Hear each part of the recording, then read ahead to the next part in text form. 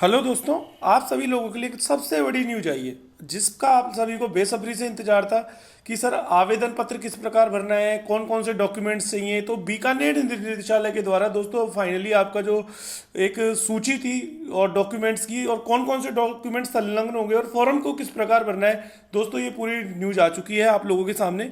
तो मेरी आप लोगों से रिक्वेस्ट है कि अब कोई गलती मत करना। ये आप लोगों के लिए अंतिम एक पड़ाव है जिसको आपको अच्छे से पार करना है। और सबसे अच्छी बात यह है कि ऑलरेडी मैंने पटवारी के डॉक्यूमेंट्स तैयार कर लिए, मेरा डॉक्यूमेंट वेरिफिकेशन है, तो इसके अंदर मैं आप लोगों को थोड़ी हेल्प कर पाऊंगा कि भाई आपको कैसे फिल करना है, क्योंकि हमने ऑलरेडी डॉक्यूमेंट्स तैयार किए हैं। मैं आपको पूरा फॉर्म भरा हुआ भी दिखा दूंगा एक दो दिन में, लेकिन अभी फिलहाल आप लोगों को कौन कौन से डॉक्यूमेंट्स तैयार करने हैं, सामान्य जाति का प्रमाण पत्र, सामान्य जाति मतलब ईडब्ल्यूएस को सामान्य का जाति प्रमाण पत्र चाहिए या नहीं, इनकम सर्टिफिकेट चाहिए या नहीं, वो सारी चीजें दोस्तों इस वीडियो में बताने वाला हूँ। एक एक बिंदु को ध्यान से समझना, क्योंकि अब ये बीकानेर निदेशालय के द्वारा ऑफिशियल आ चुका है, तो अब आप लोगों को कोई लापरवाही नहीं बरतनी है इसके ऊपर, क्योंकि ये प्रूफ है, ये बीकानेर निदेशालय के द्वारा ही निकाला गया है। आप जाकर के प्रारंभिक शिक्षा विभाग बीकानेर बीकानेर की वेबसाइट पर जाकर के देख सकते हैं। देखिए आपको क्या होगा कि कल आप जैसे ही क्या बोलते हैं अपने डॉक्यूमेंट्स अपलोड कर देंगे, तो 10 तारीख को बाद मतलब 11 तारीख को या 10 तारीख की रात को आपको पता दिया जाएगा कि आपका डॉक्यूमेंट वेरिफिकेशन कहाँ होगा। लेकिन आपको ये जो दस्तावेज सत्यापन जिला है, आपको पता है कि आपका होम जो भी डिस्ट्रिक्ट है वो है, सूची क्रम संख्या भी आपको पता नहीं है, उसके अलावा पद जो भी है ये लिखा हुआ है, आधार क्रमांक, बाकी सब चीज़ें आप फिल कर ले। जमा आवेदन शुल्क ये रहने दें, और माता का नाम, लिंग, अभ्यर्थी का नाम और आवेदन क्रमांक आप रहने दें, है ना।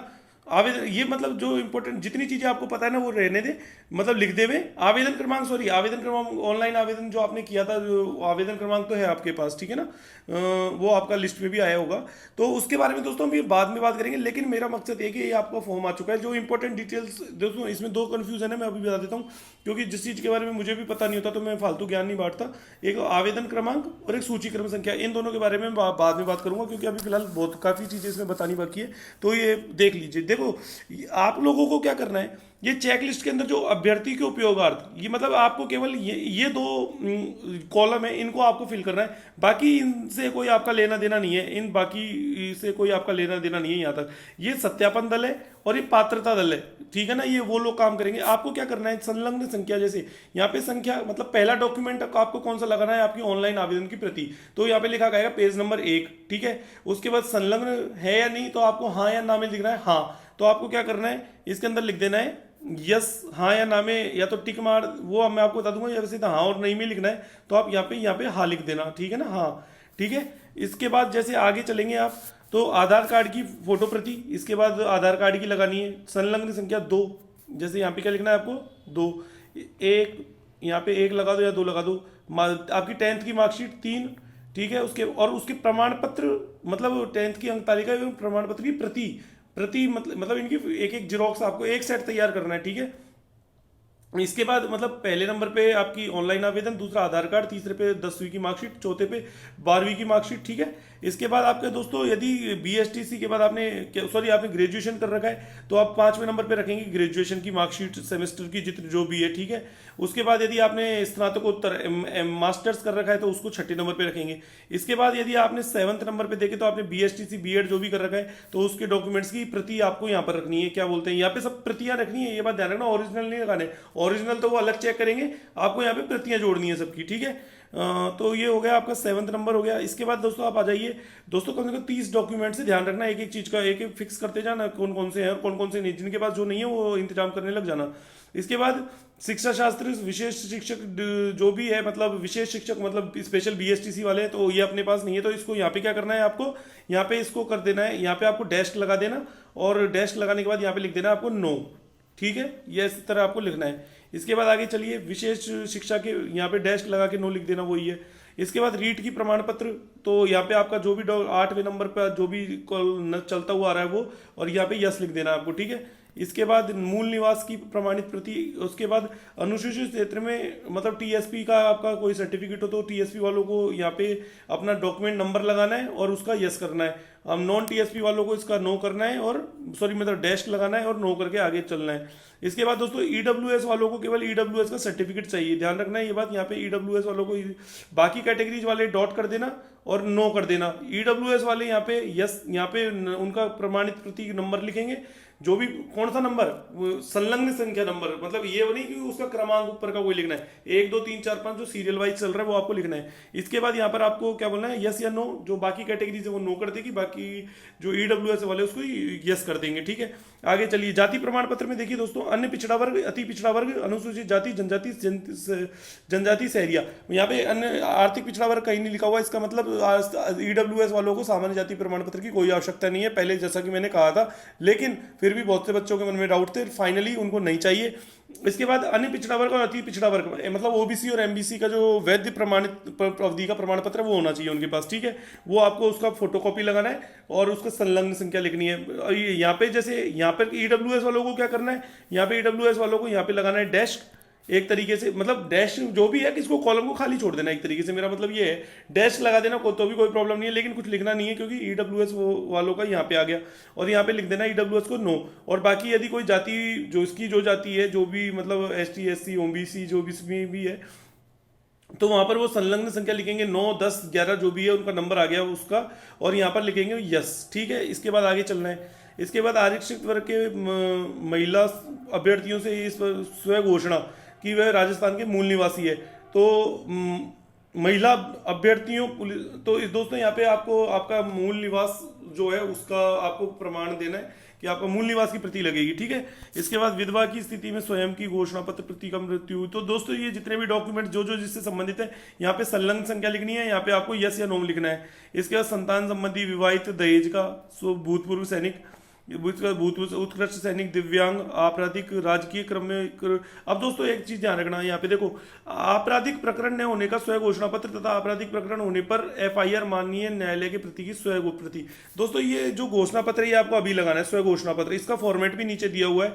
और इसके बाद जो राजकीय सेवा क्रम में उपयुक्त होने पर नियोक्ता द्वारा जारी अनापत्ति प्रमाण पत्र। तो दोस्तों ये वाला जो 25वें नंबर का है ना, ये जब आपकी ज्वाइनिंग हो जाएगी उसके बाद लगेगा, लेकिन अभी फिलहाल 24वें नंबर का मैं अभी आपको इसका फॉर्मेट दिखा दूंगा।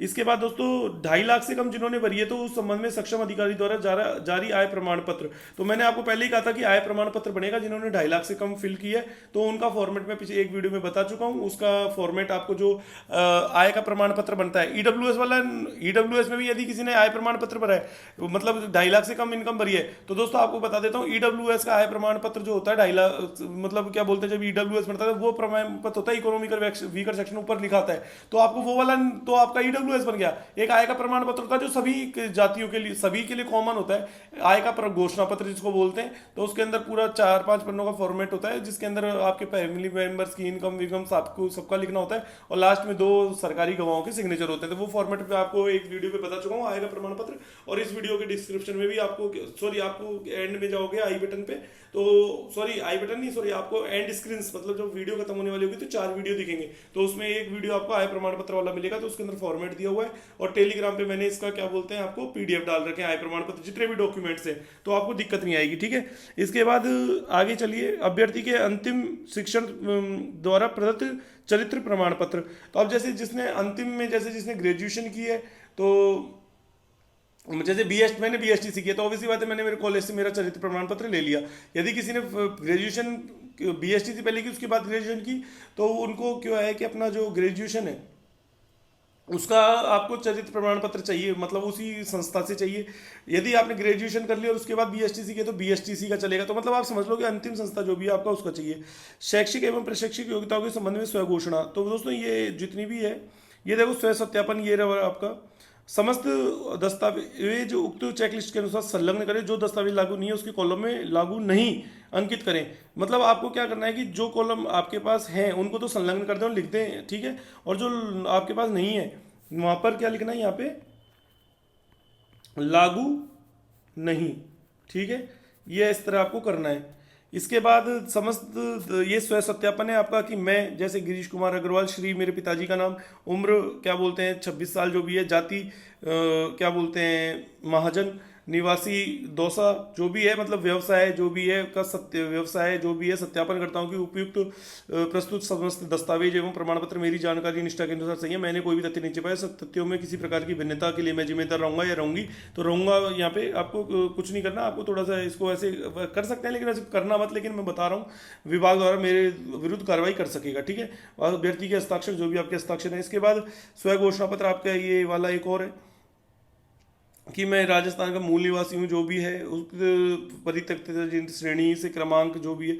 तो ये दोस्तों ये जो है ये आपका है पुनर्विवाह वाला, ठीक है ना, संतानों वाला स्वघोषणा पत्र है। इसके अलावा भूतपूर्व सैनिक का है, तो मतलब अलग अलग सबके हैं, ठीक है ना। आपको तो जो एक स्व प्रमाणित पत्र जो स्व सत्यापन है वो आपका ये वाला है, ठीक है ना। मेनली जो अभी हम बात कर रहे हैं ना, जो मोस्टली लोग हैं वो उसकी बात ये कर रहे हैं, जिनकी बाकी सब अपने अपने हिसाब से देख लेना कि यहाँ पे जैसे क्या बोलते हैं विशेष शिक्षा वाला, ये सामान्य या विशेष शिक्षा पर पदों पर शॉर्ट लिस्टेड करती हूँ कि मैं मूल निवासी, तो दोस्तों ये मूल निवासी वाला है शायद। और यहाँ दहेज लेने वाला है, भूतपूर्व सैनिक वाला है। और मेरे द्वारा ऑनलाइन आवेदन में प्रस्तुत शैक्षिक प्रशासकीय योग्यताओं के प्रमाण पत्र उपाधियां भारत सरकार से द्वारा प्राप्त संस्थानों से प्राप्त है, और ये है। और कोई आपराधिक जो भी है मेरे कोई लंबित है कुछ भी नहीं है, तो उसमें आप स्थान जो भी है आपका दिनांक, अभ्यर्थी के हस्ताक्षर, नाम, आवेदन संख्या। आवेदन संख्या कौन सी है दोस्तों, जो आवेदन संख्या जो आपने फॉर्म भरा था ना, तो उसमें आवेदन क्रमांक ऊपर लिखा आया होगा, जो भी होगा, ठीक है। इसके बाद स्वयं सत्यापन ये वाला है, ठीक है। तो दोस्तों आप पूरा वीडियो समझ गए होंगे, मैंने एक एक जानकारी आपको अच्छे से समझा दी। एक एक चीज ध्यान से पढ़नी है। अब आपको क्या करना है, पहले इस फॉर्म का फॉर्मेट निकलवाना है आपको। इसके आपको इसके क्या करना है कि इस पूरे फॉर्म के आपको 3 सेट निकलवाने हैं। कितने सेट, 3 सेट। अब देखो क्या करना होगा, एक सेट तो बिल्कुल अलग रख देना जिसको आप फाइनली भरोगे।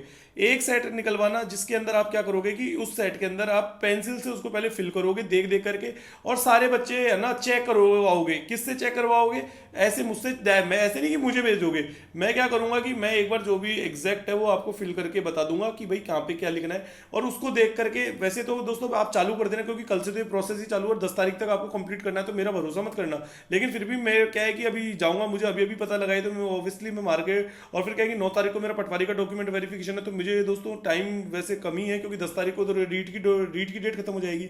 ऑब्वियसली बात है कि ये काम भी मुझे हैंड टू हैंड करना ही पड़ेगा, रीट वाला भी। तो मेरा कहने का मकसद यही है कि जहाँ तक है मैं आपको 7 तारीख, आज 4 तारीख हुई है ना, तो 6 तारीख को मैं आपको इसका वीडियो दे दूंगा, जो भी डॉक्यूमेंट्स तैयार करके और पूरा बना करके, और आप लोगों को जो है फॉर्मेट, मतलब मेन फॉर्मेट जो ये वाला है ना ऊपर का फर्स्ट पेज, जहाँ पे आपको जो भी डिटेल्स फिल करनी है वो वाला मैं आपको शो कर दूंगा। और बाकी आप और पेंसिल से ही फिल करना है पहला। मैं आपको कह रहा हूँ गलती ना हो जाए, कोई गलती हो जाए तो हम सुधार भी सकते हैं, ठीक है। तो दोस्तों इस वीडियो में इतना ही फिलहाल, अभी के लिए सबसे बड़ा यही है कि एक बार न्यूज़ आप तक पहुंच जाए, फिर आगे तो हम इसके सॉल्यूशंस और निकालेंगे, ठीक है। तो धन्यवाद इस वीडियो में आप सभी को, और भी कोई डाउट आए तो आप पूछ सकते हैं।